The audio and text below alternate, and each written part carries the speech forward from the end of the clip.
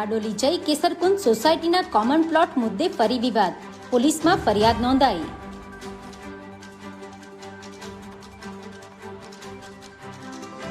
સોસાયટીના નહેર પાસે આવેલ કોમન પ્લોટમાં નીતિન રાણા દ્વારા ગેરકાયદેસર કબજો કરવાની પ્રવૃત્તિ શરૂ કરવામાં આવી હોવાનો આક્ષેપ। સોસાયટીના પ્રમુખ રાકેશ ગાંધી દ્વારા પોલીસ ફરિયાદ નોંધાવવામાં આવી।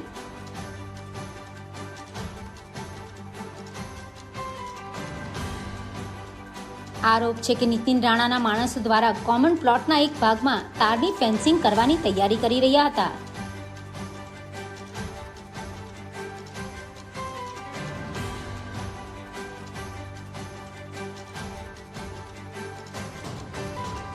આ અંગે જાણ થતાં સોસાયટીના પ્રમુખ રાકેશ ગાંધી તથા રહેવાસીઓએ સ્થળ ઉપર પહોંચી આ કામગીરી અટકાવી હતી। તણાવપૂર્ણ પરિસ્થિતિ સર્જાતા સોસાયટીના રહીશોએ 112 પર કોલ કરીને પોલીસને જાણ કરી હતી। ત્યારબાદ સમગ્ર મામલો બારડોલી ટાઉન પોલીસ સ્ટેશન સુધી પહોંચ્યો હતો।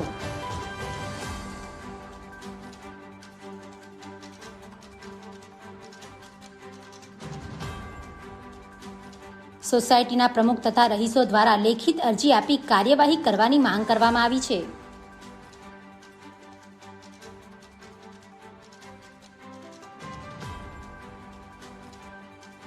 હાલમાં પોલીસે અરજીના આધારે તપાસ શરૂ કરી છે અને સમગ્ર મામલે આગળની કાર્યવાહી હાથ ધરવામાં આવી છે।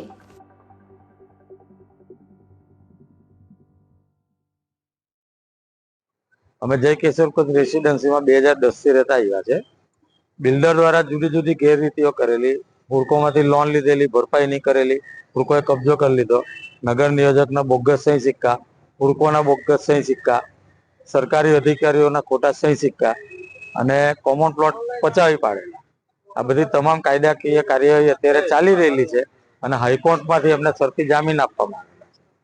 9 તારીખે અજાણ્યા ઈસમો અમારા કોમન પ્લોટમાં ગેરકાયદેસર પ્રવેશ કરી અને અમે કરેલું ફેન્સિંગ તોડી નાખેલું અને 11 તારીખે પણ ત્યાં પાછા ગેરકાયદેસર પ્રવેશ કરીને કબજો કરવાનો પ્રયત્ન કરેલો। આ બાબતની 13 તારીખે 13 માર્ચે અમે બારડોલી પોલીસ સ્ટેશનમાં ફરિયાદ આપેલી હતી। આજ રોજ સવારે ફરીથી 2-3 વ્યક્તિઓ આવી અને અમારા કોમન પ્લોટનો કબજો કરવાનો પ્રયત્ન કરેલો અને ત્યાં આગળ અમે બધા સોસાયટીના રહીશો ભેગા થઈ ગયા અને 112 ને ફોન કરી એટલે તરત જ ત્યાં પોલીસની જીપ આવી ગઈ અને જે કબજો લેવાનો પ્રયત્ન કરતા હતા ઈસમોને પકડ્યા અને એમનું નિવેદન લીધું। તો નિવેદનમાં એમણે જણાવેલું કે આ તમામ કાર્ય અમે નીતિનભાઈ રાણાના કહેવાથી કરેલું છે, એટલે આ કાયદાકીય લડતથી અમે કોમન પ્લોટ કોર્ટે અમને સોંપેલા છે। કાયદાકીય કાર્યવાહી ચાલુ છે, હાઈકોર્ટે શરતી જામીન આપેલા છે, છતાં પણ વારંવાર નીતિનભાઈ અમારા સોસાયટીના કોમન પ્લોટોનો કબજો લેવાનો પ્રયત્ન કરી રહેલો છે। તો પોલીસ વિભાગને અમારી વિનંતી છે કે આવા શખ્સને